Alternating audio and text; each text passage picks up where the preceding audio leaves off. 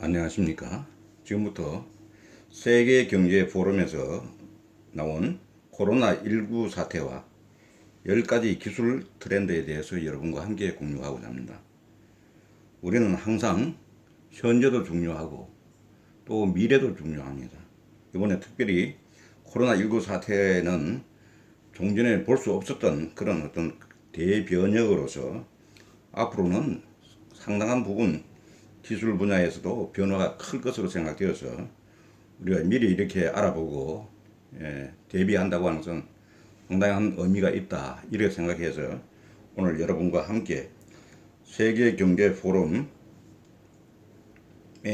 코로나19 사태 속에 포착된 10가지 기술 트렌드를 소개해 드리고자 하는 것입니다.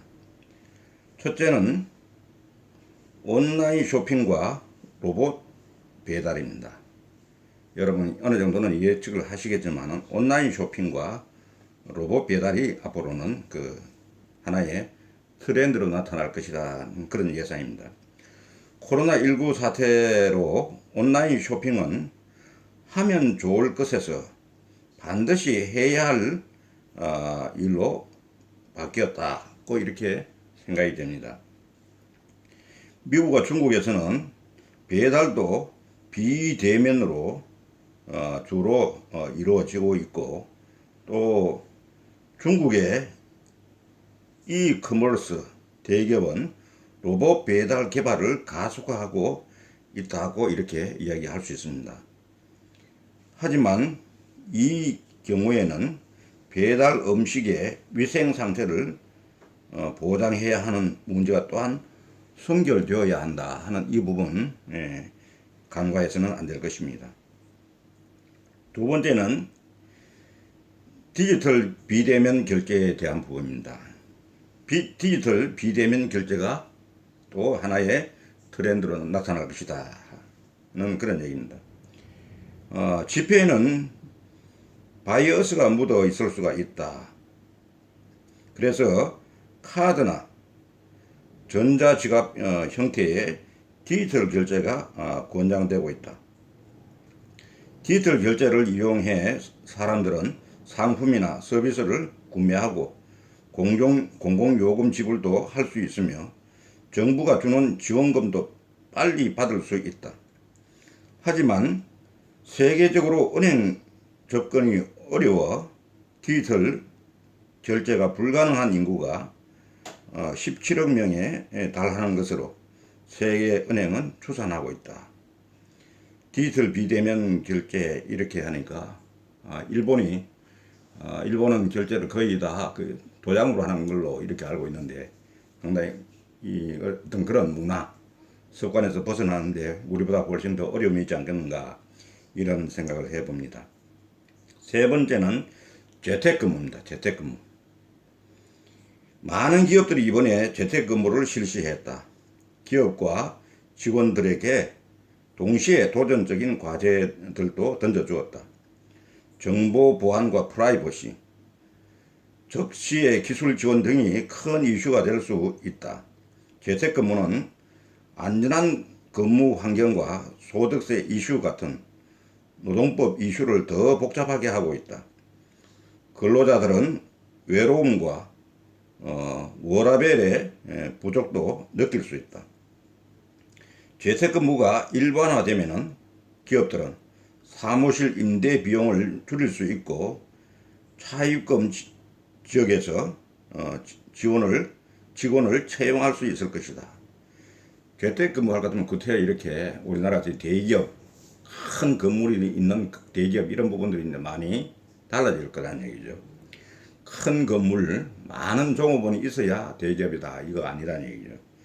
그리고 이미 일부 우리 국내 기업들도 재택근무를 많이 권장하고 있고 앞으로는 이 재택근무가 대세일 것이다 하는 것입니다. 재택근무를 어렵게 하는 이런 부분에 대해서는 우리가 문화적으로나 관습적으로 이런 부분이 있다 그러면 고쳐 나가야 될 것이다. 극히 어떻게 보면은 극히 필요한 부분을 제외하고는 거의 다 재택근무로 우리가 대체될 수 있는 그런 유연 환경이 되지 않을 것 같으면은 앞으로는 상당히 어려움을 겪을 수 있다 하는 그런 생각입니다. 그러니까 이런 관점에서 보면은 여러 가지 의료계도 또 금융계도 또 우리 기업도 다 나름대로 어떤 방법을 찾아 나가야 되지 않겠는가 하는 생각을 해봅니다. 그리고 모든 근로자가 재택근무를 할 수 있는 것은 아니다. 미국 노동통계국에 따르면 2017년에서 2018년의 기간 동안 25%의 임금 근로자가 최소한 때때로 재택근무를 했다. 대졸 근로자는 고졸 근로자가 재택근무를 할 가능성이 50배나 높다. 5배나 높다.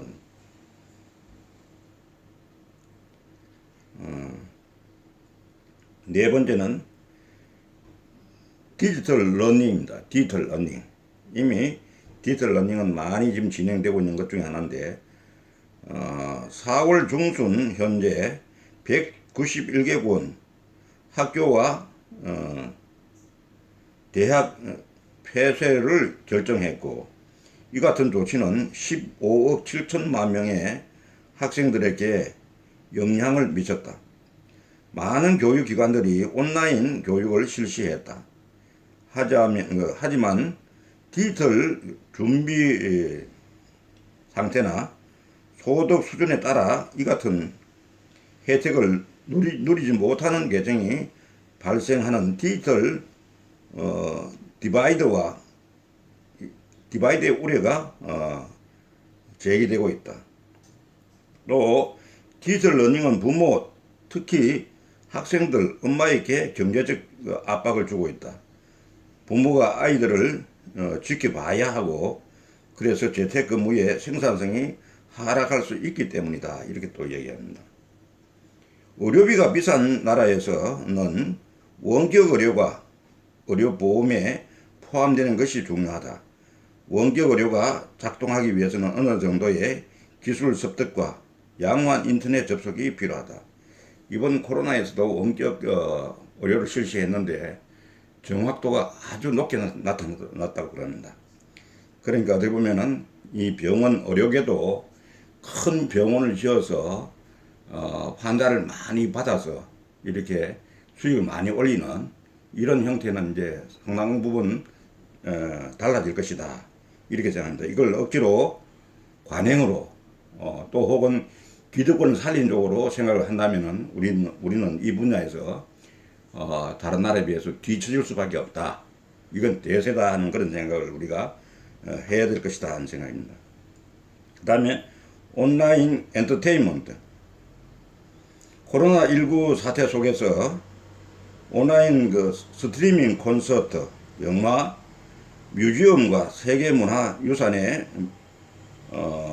버추얼 투어, 온라인 게임 등이 인기를 끌었다. 이것도 지금 현재 우리나라도 보면은 영화라든지 연극이라든지 어떤 콘서트 이런 부분들이 모습들이 많이 바뀌고 있고, 이건 수익원을 또 다른 곳에서 찾고 있는 그런 겁니다. 그러니까 지금 현재 현실화되고 있는 그런 어떤 부분들이 지금 나타나고 있습니다. 지금 현재 이게 대면 접촉, 그 다음에는 거리 유지 이런 부분 되려고 하면은 기존의 방법으로는 어렵지 않느냐 해서 나온 게 온라인 엔터테인먼트. 7번째는 공급 체인 4.0. 강력한 봉쇄 조치로 세계 공급 체인이 큰 균열이 생겼다. 앞으로 빅데이터, 클라우드 컴퓨팅, 사물 인터넷, 블록체인 같은 4차 산업혁명 기술이 데이터의 정확도를 높이고 데이터 공유를 장려해 보다 회복 탄력성이 큰 공급 체인 관리 시스템을 구축할 것이다. 이것도 마찬가지입니다. 상당 부분 이런 부분에 대해서는 지금 현재 각 기업들이 느끼고 박차를 가하고 있는 부분도 있는 걸로 알고 있습니다. 8번째는 3D 프린팅. 공급 체인 충격과 개인 보호 장비에 대한 수출 규제를 완화하기 위해서 3D 프린팅이 활용되고 있다. 예컨대 단순 부품은 시간이 오래 걸리는 구매 절차와 통관 절차를 거치지 않고 빠르게 현장에서 제작할 수 있다.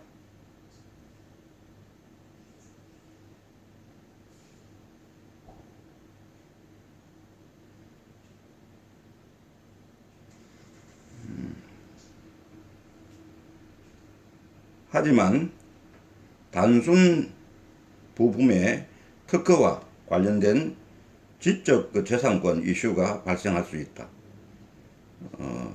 마스크 같은 제품의 생산은 시간이 걸리는 규제 당국의 승인을 받아야 한다. 9번째, 로봇공학과 드론.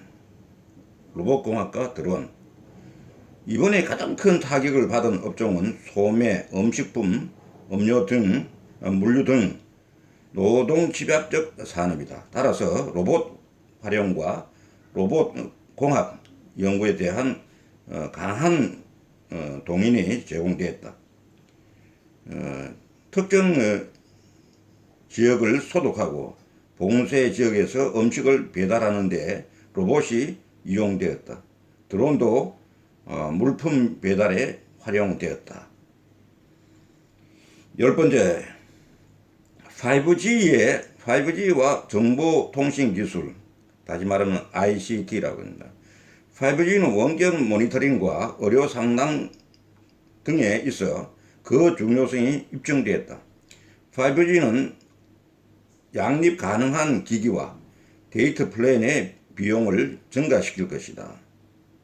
5G에 대한 포용적 접근이 가능하도록 이 이슈를 해결하는 게 과제가 되고 있다. 이렇게 얘기합니다.